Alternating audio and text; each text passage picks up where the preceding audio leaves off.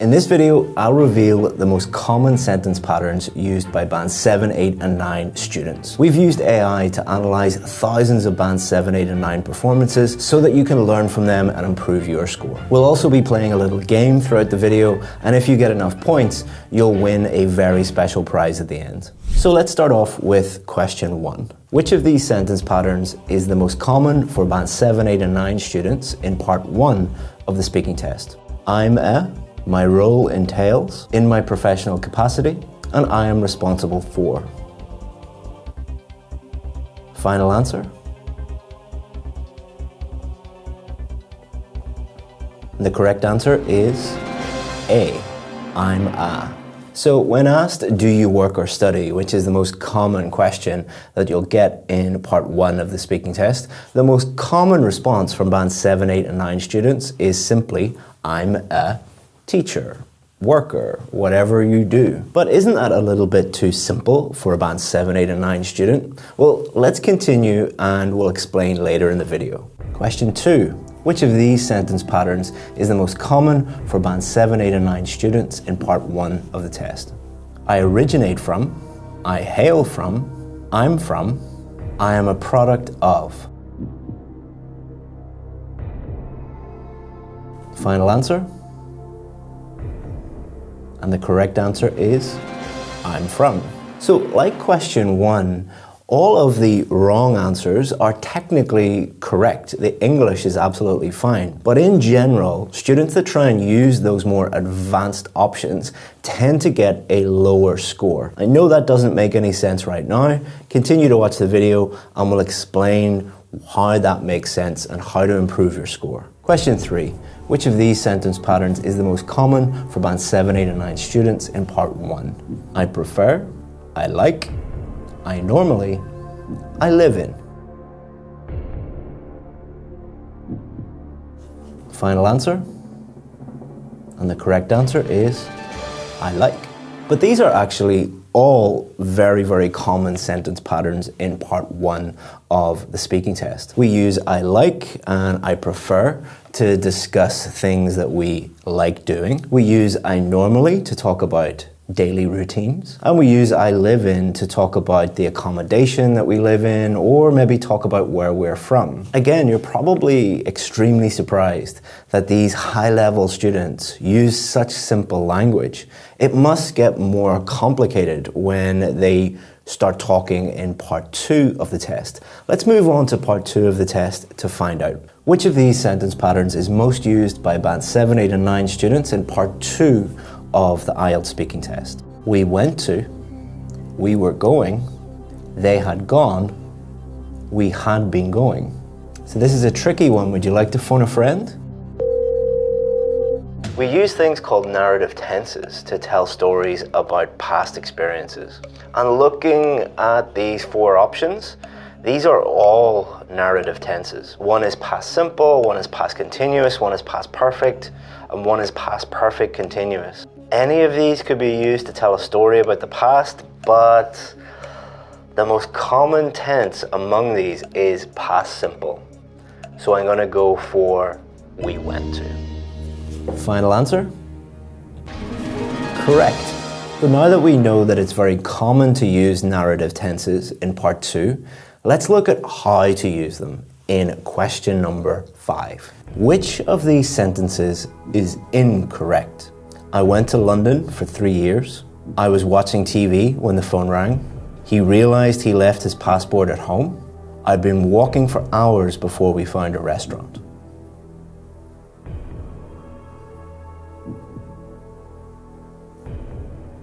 Final answer? And the correct answer is I went to London for 3 years. This is very, very important because it shows a crucial point about part 2 of the speaking test. It is not about which sentences you use or the range of different tenses that you use. It is about choosing a sentence that is appropriate and accurate. So in part 2, you'll be given a range of different bullet points.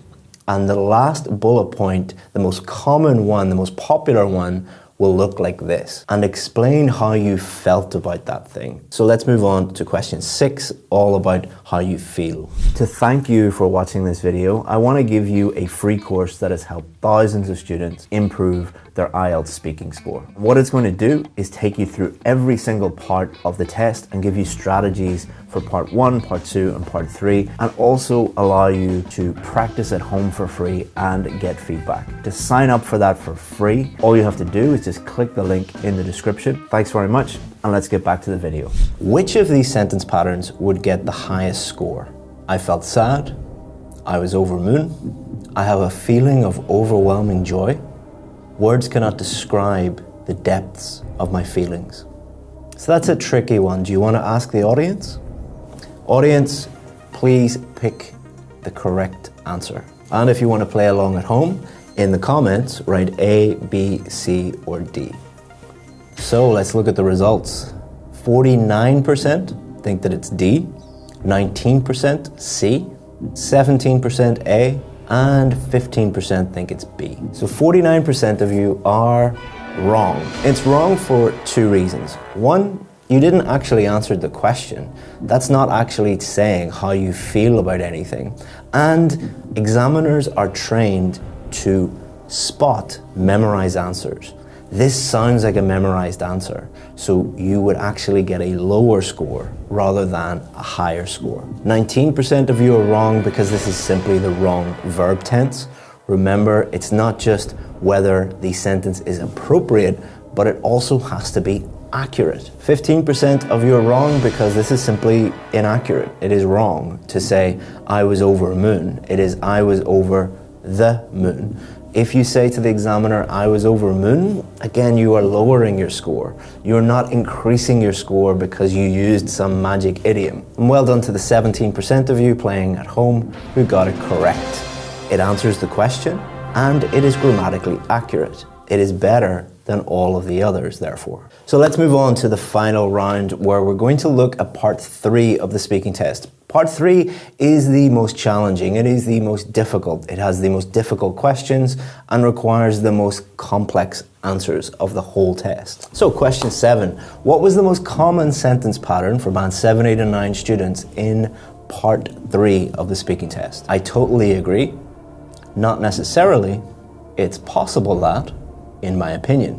So all of these are very, very common, but let's look at what they do. So I totally agree. We use that functional language to do the job of agreeing with someone. Not necessarily. Again, the function of that sentence pattern is to disagree with someone. It's possible that the function of that is slightly different.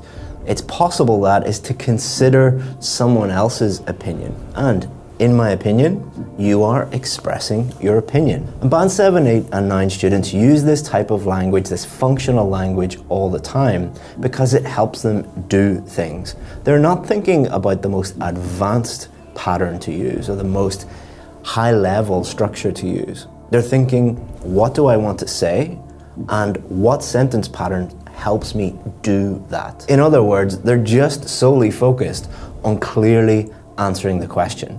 And the most common one is, to thank you for making it this far in the video, I want to give you 10% off our VIP course. The IELTS VIP course is the most successful IELTS course in the world. That is a fact because we have more band 7, 8 and 9 success stories than any other IELTS course in the entire world. We do that by simplifying the whole IELTS process, supporting you with some of the best IELTS teachers in the world and being with you every step of the way until you get the score that you need. All you have to do is just look down in the description, just click that and you can sign up. If you have any questions about the VIP course, always feel free to get in touch with us. We answer 100% of the questions that we get. Hope that you become a VIP. If not, enjoy the rest of this free video. And the most common one is, in my opinion, because you will be giving your opinion a lot. But you're not done there. You can't just give lots and lots of opinions and get a high score. You must back it up with explaining your point of view. Question 8.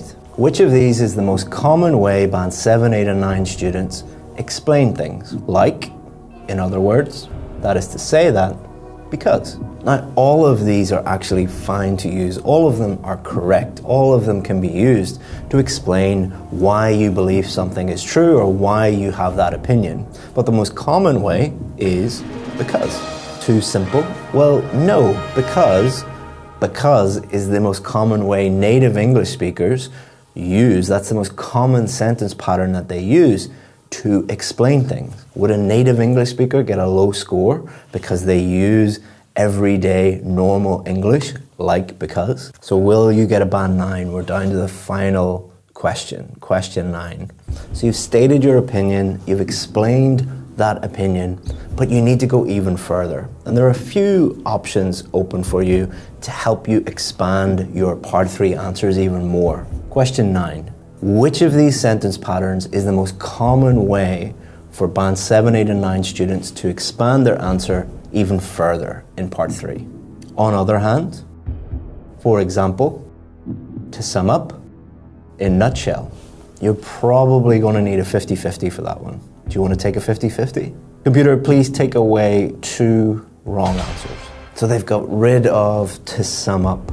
Why is to sum up wrong? Well, again, think back to what we talked about, functional language. To sum up is to summarize something. It is actually quite rare for high-level students to summarize what they're saying in part 3. So to sum up isn't technically wrong, it is just quite rare for a student to do that. In nutshell, again, we would use that to summarize something. We don't normally summarize things, as we just said, but in nutshell is wrong because it is inaccurate. It is not in nutshell, it's in a nutshell. So that leaves us with 1 wrong answer and 1 correct answer. Will you get them all right? On other hand, is good. Showing the other side of the argument is one of the best ways that you can expand your answer even further in part 3. So you talk about one side of the argument and then you talk about the other side of the argument, if you can think of it. So it's good, but it's not right, because it's not on other hand, it is on the other hand. Again, this is why a lot of students mess up, because they go and memorize a bunch of sentence patterns before the test, and that's why you clicked on the video, isn't it? And they use them incorrectly. So the correct answer is, for example, which is just a nice, simple way of giving an example. So if you use the sentences, the sentence patterns in this video, are you guaranteed to get a band 9? Absolutely not. The reason why you clicked on this video is because you want to memorize things. Many of you have been brought up in education systems where you have been taught that memorization is a skill. Unfortunately, IELTS is not a memorization test. It is an English communication test. Memorization is the opposite of clear communication. The key for the speaking test is to understand what type of questions might come up, and then have appropriate and accurate, simple, correct ways of dealing with all the most common questions. That is why band 7, 8 and 9 students use simple language. But is there a way to guarantee that you can answer any question that the examiner throws at you on test day? Absolutely. Just click here and I'll show you a technique that will allow you to answer any question that the examiner asks you on test day.